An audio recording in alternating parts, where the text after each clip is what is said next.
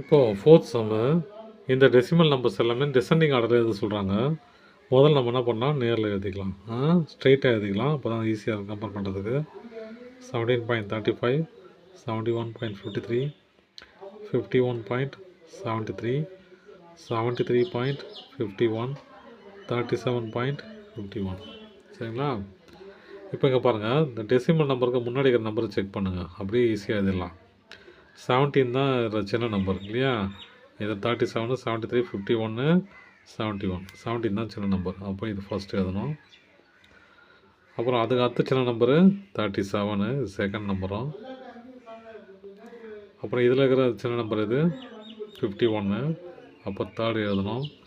71, 73, அப்போ இதுதான் சின்ன நம்பர். இது ஃபோர்த்தில் எழுதணும், இது ஃபிஃப்த்தில் எழுதணும். சரிங்களா? இது டிசெண்டிங் ஆர்டரில் கேட்குறாங்க இல்லையா? அப்போ டிசெண்டிங் ஆர்டர்னா 5, 4, 3, 2, 1 அந்த வரிசையில் எழுதணும். எப்படி எழுதணும்?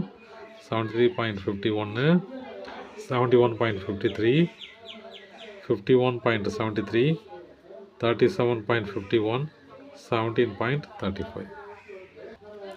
அதுலேயே செகண்ட் நம்பர் பாருங்கள்.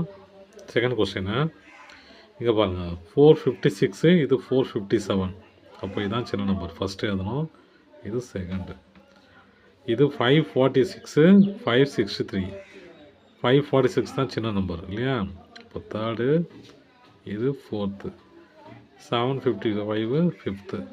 இவங்க டிசெண்டிங் ஆர்டர் எழுத சொல்கிறாங்க இல்லையா? அப்போது 5, 4, 3, 2, 1 அப்படி எழுதணும். 5 என்னது? 745.63. அப்புறம் 563.47. அப்புறம் தேர்ட் சம் என்னது? 546.37. செகண்ட் ஒன்று 457.71, 456.73. தேங்க்யூ.